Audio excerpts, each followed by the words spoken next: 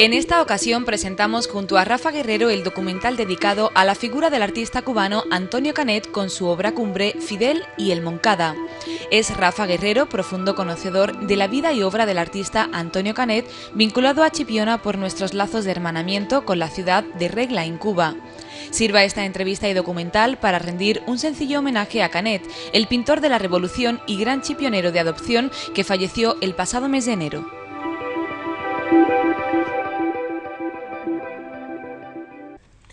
Don Rafael Guerrero, bienvenido a esta su casa.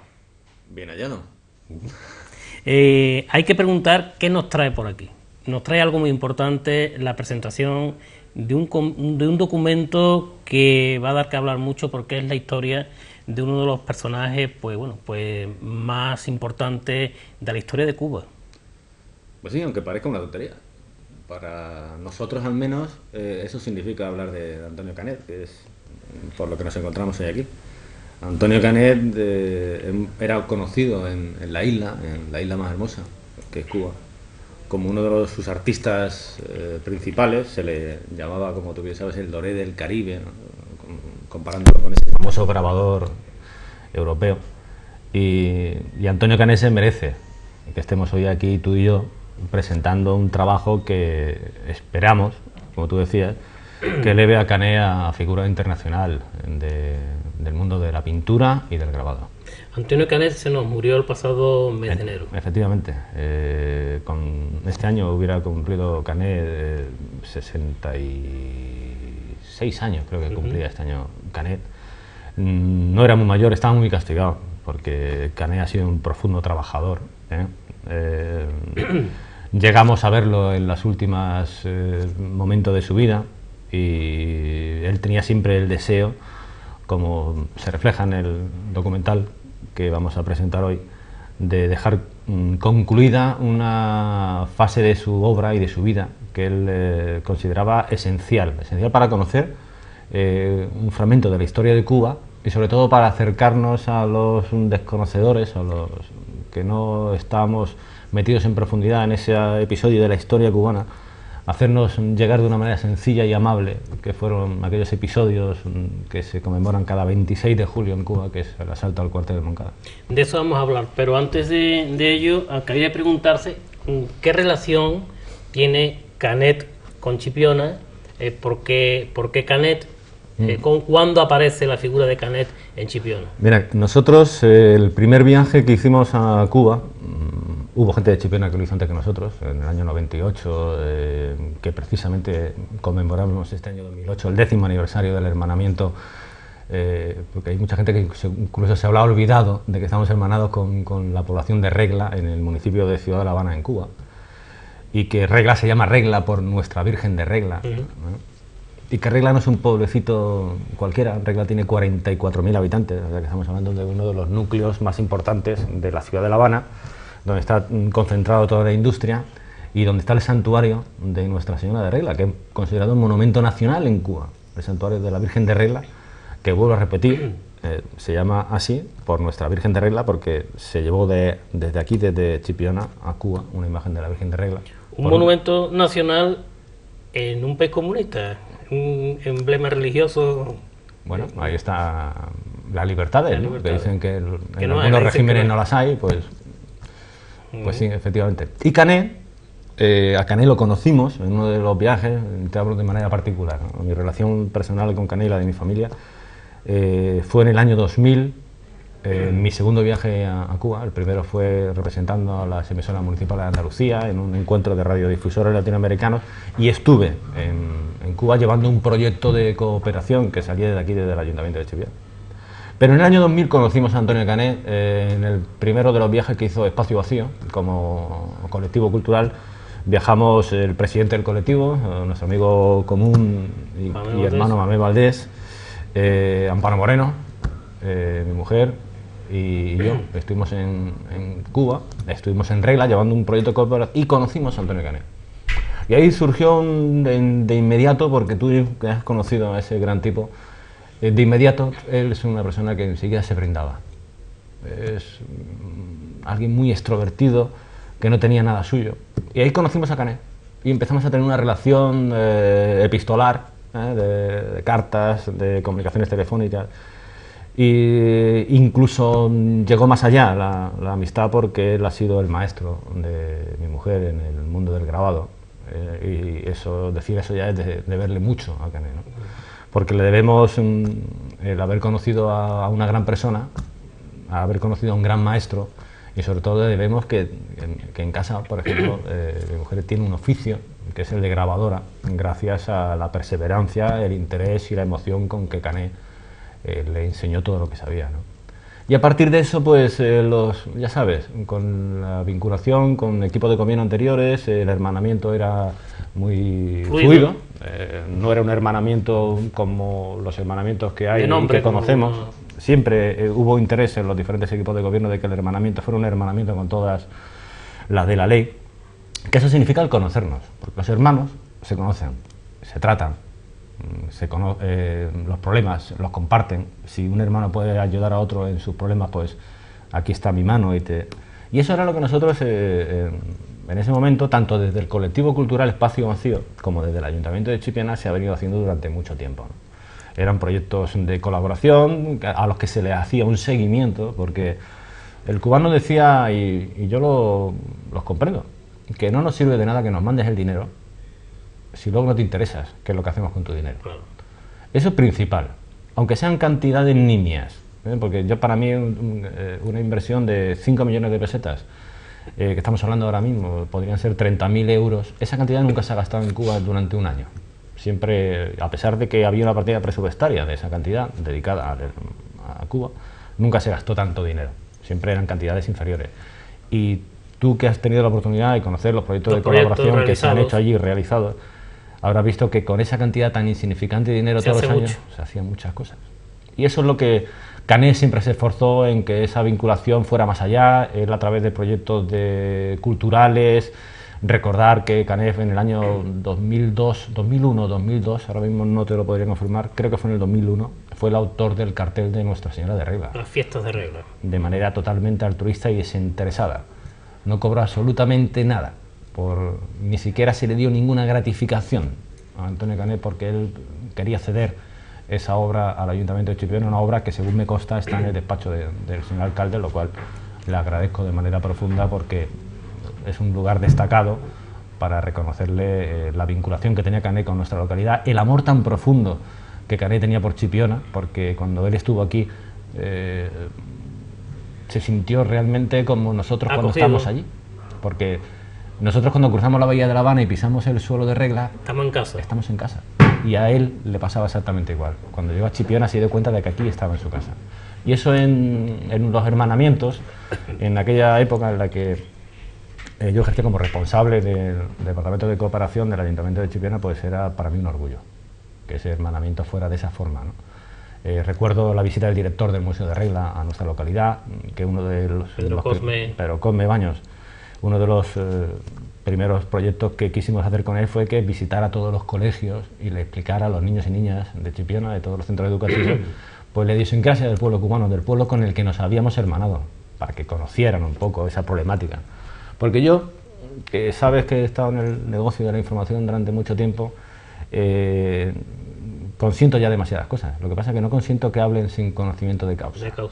Y no permito que nadie pueda criticar algo sin haber viajado y haber comprobado in situ qué son las cosas que se dicen. Y me entristece mucho que haya gente que, teniendo la oportunidad de conocer, no quiera conocer.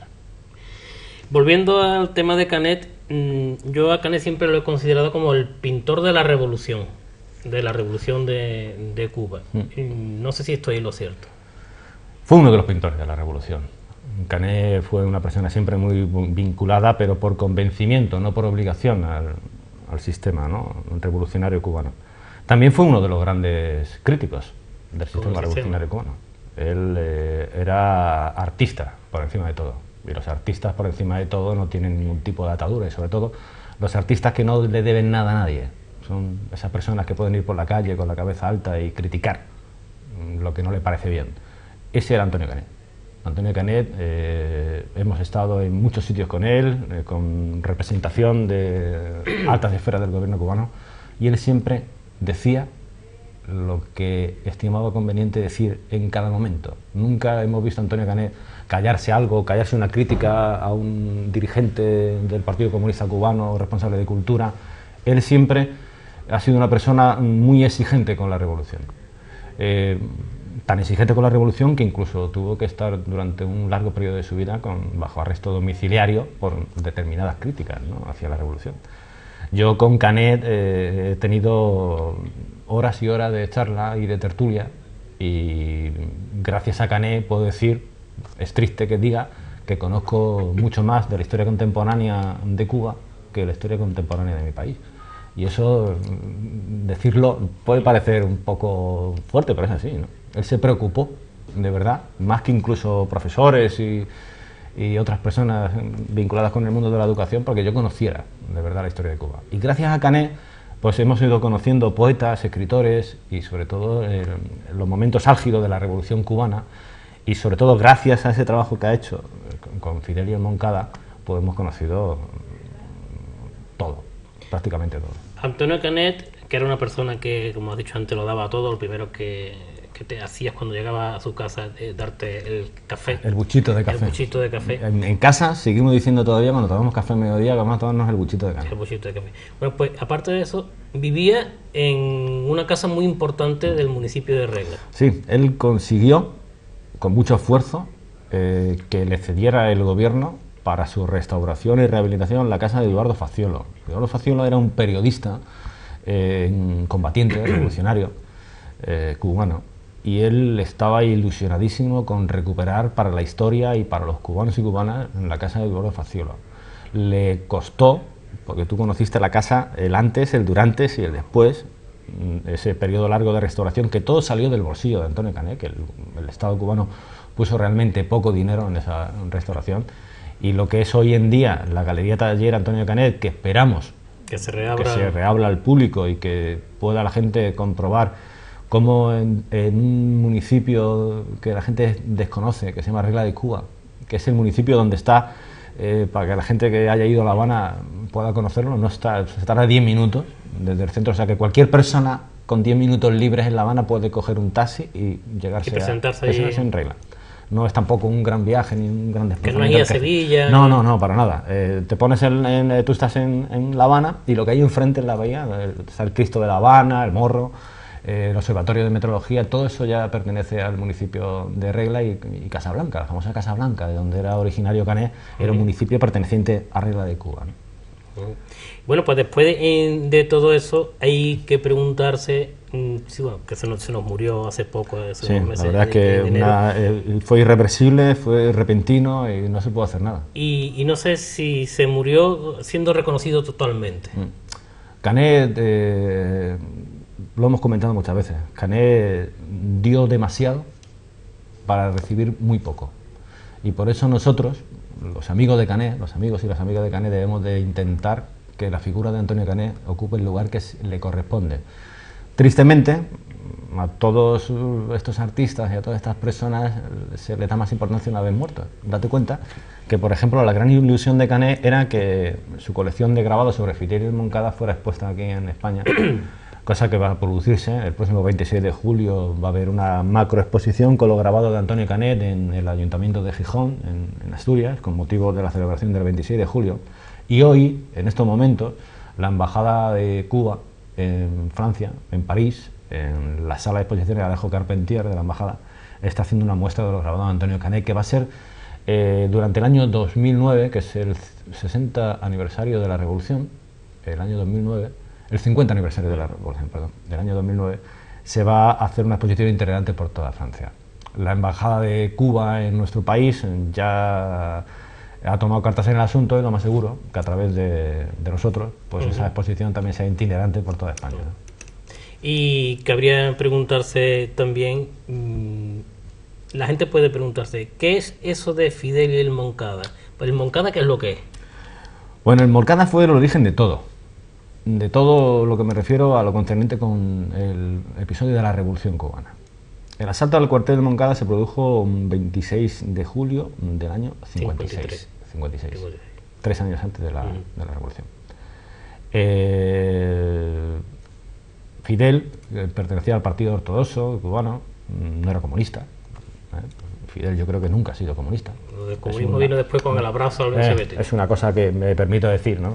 Fidel era un abogado que pertenecía al partido ortodoxo, un partido que fundó el señor Chivas, que era un periodista radiofónico. Que acabó muy mal, acabó suicidándose Chivas porque hizo una acusación que yo siempre he apostado porque lo habían engañado. Al propio Chivas le engañaron para que cometiera un error radiofónico. Era una persona tremendamente consecuente, contrastaba la información, como no puede ser de otra manera, pero ahí se la jugaron a Chivas. Y Chivas, antes de decir que había sido un fracaso y que él pues prefirió quitarse la vida, ¿no? También hay muchas hipótesis sobre lo de Eduardo Chivas, como hay tantas hipótesis en la historia. Muchas ¿no? cosas. Sí. Pero Fidel, con un grupo de hombres y mujeres, pues establecieron la forma de dar un golpe al poder establecido por el dictador Fulgencio Batista. Y en unos carnavales en Santiago de Cuba pues decidieron asaltar el cuartel de Moncada, que era el cuartel donde se concentraba el principal grueso de las fuerzas. Era un cuartel más que nada simbólico, era el cuartel que si caía el Moncada podían ir cayendo uno tras otro todos los cuarteles de la isla, pero no fue posible. La historia te cuenta a través de Marta Rojas, que también la conocerán los telespectadores de Teledisciplina a través del documental, una periodista muy joven cubana. Ella fue la que nos va abriendo puertas y nos va dando a conocer la historia verdadera del Moncada y qué pasó y cómo fue y el juicio. El juicio del Moncada, el famoso alegato de Fidel, la historia me absolverá, que según muchos historiadores fue una frase que nunca llegó a decir. Es como en la historia, ¿no? ¿Quién nos garantiza que la historia que conocemos es la auténtica o no es la de verdad, ¿no? Por eso yo les recomiendo a la gente que lean bastante, que contrasten informaciones. Nosotros llevamos casi un año detrás de este trabajo de Fidel Moncada y hemos leído ambas partes. Hemos leído lo que nos contaban desde Miami y lo que nos contaban desde Cuba, y hemos hecho nuestro propio trabajo de investigación.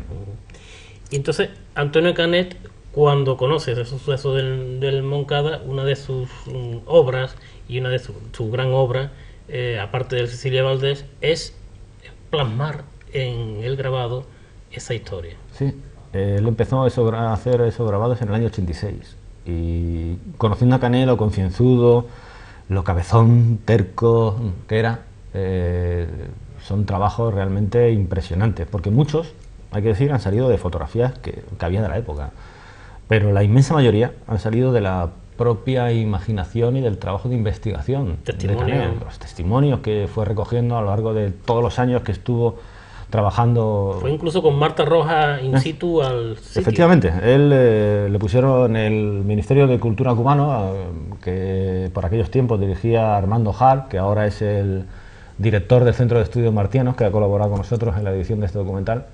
Armando Hart fue quien le encarga a Canet que hiciera lo mismo que había hecho con la Cecilia Valdés, que Cecilia Valdés, para que la gente que no lo sepa, es la obra cumbre de la literatura cubana. Está escrita por un pinareño, por Cirilo Villaverde, y es la historia de cómo una mestiza se enamora de un español.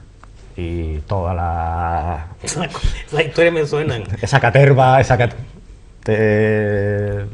la chica que se enamora del hacendado, el hacendado que... Pues Canet hace un trabajo realmente impresionante e ilustra con 200 grabados el libro de Cecilia Valdés. Armando Hart, conocedor de lo que había hecho Canet con una obra cumbre de la literatura cubana, le pide a Canet que haga lo mismo con un momento cumbre de la historia de Cuba, ¿no? Que es el asalto al cuartel de Moncada por Fidel, Abel Santamaría y otra serie de combatientes que luego fueron incluso impulsores de lo que fue luego la Revolución Cubana, ¿no? Y el propio Canet nos lo cuenta en el documental, él no podía decir que no a esa solicitud del ministro de Cultura y se pone a trabajar. Y Canet, cuando se pone a trabajar, se pone a trabajar. Tú sabes que siempre hemos hablado, hemos hecho la comparación malévola del anuncio de Malibú. Me está estresando. Me está estresando. Canet yo creo que no era cubano en ese aspecto, ni cubano ni latino. Canet era más checo, en esa manera de trabajar. Era muy... sabía que por la mañana... De hecho, no sé si estuvo en Estuvo en Checoslovaquia, por allí, ¿no? sí. Él estuvo en Checoslovaquia haciendo precisamente una misión para el gobierno cubano en Checoslovaquia. Porque la vida de Canet está llena de grandes...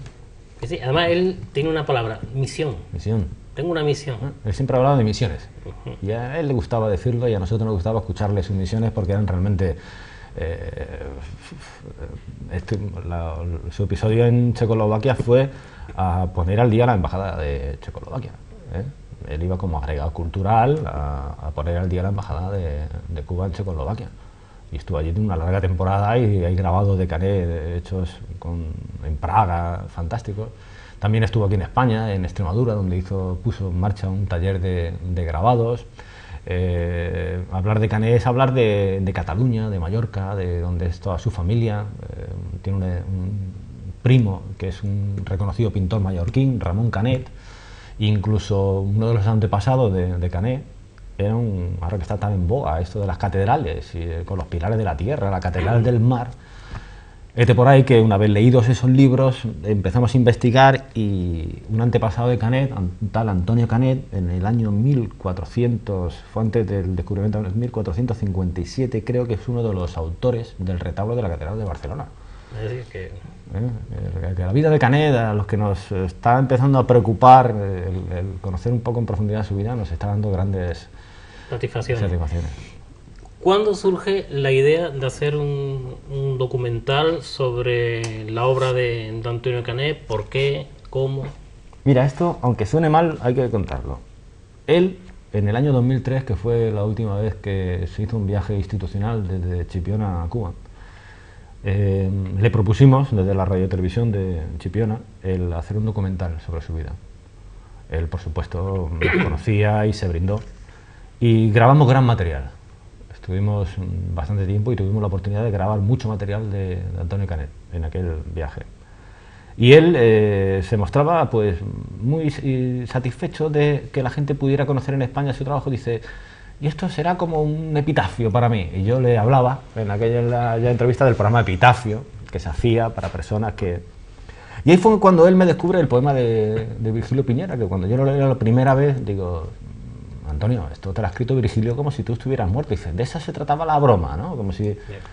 Y cuando nosotros hemos tenido la oportunidad de leer ese poema una vez muerto Canet, nos hemos dado cuenta de que Virgilio Piñera acertó en todo, ¿no? El testamento. Fue el testamento que le dejó Virgilio Piñera a Canet, su epitafio, y el gran testamento que nos ha dejado a Canet a todos nosotros, ¿no? Él, en este documental habla de cómo su esfuerzo ha sido siempre enseñar a los jóvenes, darle la oportunidad de que tuvieran un oficio artístico en el que se pusieran a desarrollar. Y no solamente los valores artísticos, porque estar con Canet durante todo un día de aprendizaje eran también valores morales, espirituales.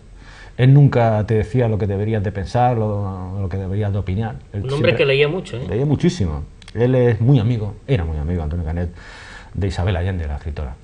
Porque había una Isabel Allende que fue embajadora de Cuba en nuestro país y había algunos periodistas en la provincia de Cádiz que la confundían con la hija de Isabel Allende y no tenía nada que ver. Esta Isabel Allende era de Guanabacoa, pero Antonio Canet fue amigo de Isabel Allende, la escritora. Su primer libro de Isabel Allende lo leyó aquí en Chipiona, en casa, la Casa de los Espíritus. Y a raíz de eso pues empezó a tener una relación de carta epistolar con Isabel Allende, incluso yo a conocerla, ¿no? Cuando Isabel Allende fue a Cuba se preocupó en conocer a Antonio Canet y él se mostraba realmente entusiasmado con la literatura de esta mujer. También hay otro episodio de la vida de Canet que es muy significativo para el gran público, que es la famosa película que hizo Javier Bardem, nuestro actor con Oscar, Antes que anochezca, sobre la vida de Reinaldo Arenas. Reinaldo Arenas era un escritor cubano perseguido por el régimen revolucionario porque era homosexual. Reinaldo Arenas, junto con Virgilio Piñera, que era otro poeta homosexual de la isla, y Antonio Canet, que pertenecía a la familia de artistas e intelectuales cubanos que eran homosexuales, pues eran íntimos amigos. Y Jaime Chávez, el director de la película, con Javier Bardem, cuando van a documentarse a la isla para rodar la película sobre Reinaldo Arenas, van a ver a Antonio Canet, para que él sea quien les cuente cómo era Reinaldo Arenas, cómo era Virgilio Piñera, cómo se envolvían los homosexuales en la Cuba de aquella... Y él nunca vio la película, él la vio aquí en casa. Y yo recuerdo aquella noche, viendo Antes que anochezca en casa, los tres, Amparo, Canet y yo, como él se emocionaba y él alababa el trabajo que había hecho tanto Jaime Chávez dirigiendo la película como Javier Bardem interpretando a Ricardo. Esa noche Canet no durmió. No durmió, se llevó toda la noche leyendo en su habitación y no pudo pegar ojo. Fue realmente emocionante. Son esos momentos que dices tú, estoy viviendo la historia de... un momento de la historia. Esto... somos privilegiados con que tener a alguien tan cerca que nos cuente este tipo de cosas. Y en este documental, ¿quiénes han colaborado? ¿Cómo se ha gestado? ¿Cómo se ha formado? Bueno, en este documental fue un encargo que nos hicieron la organización no gubernamental chipinera Caminante de Chipena por el Mundo, que es la que ha producido el documental. Lo hemos hecho con mucho cariño, porque era algo con lo que nosotros... Bueno, la verdad es que nosotros las cosas que hacemos las hacemos con cariño, no es una cosa que... Pero esto, hay que decirlo, lo hemos hecho quizás con un poquito de más cariño que otras cosas, ¿no? Porque era una cosa muy cercana. Y desde la televisión municipal, porque las imágenes, el grueso de imágenes de la entrevista de Canet se hicieron con material de esta casa, del año 2003, grabados por un camarógrafo que tiene esta casa como la copa de un pino, que es Juan Carlos Franco. También hemos tenido la colaboración de un camarógrafo cubano, Yusbani Vieira, una redactora que ha colaborado con nosotros en varios documentales ya, este es el segundo que colabora con nosotros, Marisa de Chapels, y la incorporación, estamos muy orgullosos de haber contado con la participación del Museo de Regla y sobre todo del Centro de Estudios Martianos, que sabes que es una fundación que pertenece al Ministerio de Cultura de Cuba y que ha apostado por estar con nosotros en este documental, y para nosotros es una satisfacción. Cuando nosotros nos despidamos de esta conversación, van a ver a continuación el documental de Antonio Canet. ¿Qué se van a encontrar los espectadores en ese documental? No sé, emociones, sobre todo yo les pido que se queden con el brillo que tenía Canet en los ojos cuando hablaba. La ilusión. Eso del brillo de lo que tienes en los ojos, cuando estás enamorado, cuando estás apasionado, cuando de verdad disfrutas de las cosas, ese brillo de los ojos es lo que yo le pido a las personas que no pierdan nunca, y que no pierdan de vista el brillo que tenía Canet en los ojos cuando nos hablaba. Eso es fundamental. La pasión con la que él habla de sus cosas, de su gente, de sus alumnos, con el cariño que habla todo el mundo de Canet, porque en el documental participa el director del Museo Provincial de Regla, Pedro Combe Baño, nuestro buen amigo y hermano, que le mandamos un mensaje para que se recupere cuanto antes de una enfermedad que lo tiene apartado de la dirección del museo. Ahora se encuentra en el museo nuestro hermano Armando Pérez, que sabemos que está el museo entonces en buenas manos.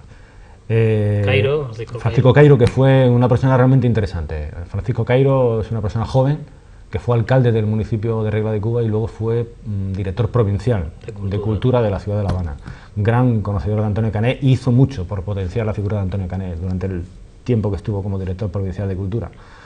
Y Marta Rojas es una figura, hablar del periodismo y de la literatura cubana y no hablar de Marta Rojas, pues sería un pecado, ¿no? Una mujer que tiene 80 años ya, que ha vivido el antes, el durante y el transcurso final de esta revolución que debería evolucionar, me permito la postilla. Marta Rojas para nosotros, tanto como para nosotros como para Canet, porque Canet lo cuenta en el documental que es parte fundamental de su trabajo de Fidel y Moncada, se lo debe a Marta Rojas. Nosotros también. Tú tuviste la oportunidad de entrevistarla esta pasada Semana Santa en Cuba.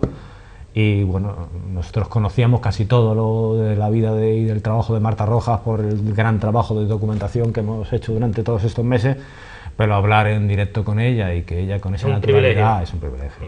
Ahora viene Marta Rojas el día 26 de julio en Gijón, en estas jornadas que se van a hacer en torno al aniversario del Moncada y la exposición homenaje a Antonio Canet que va a haber en Gijón, en el que va a estar Amparo Moreno con hablando de obras de Canet, de su vinculación con Canet, y nosotros vamos a presentar este documental que va a tener la gente de Chipina el privilegio, como no podía ser de otra manera, de ver primero que nadie.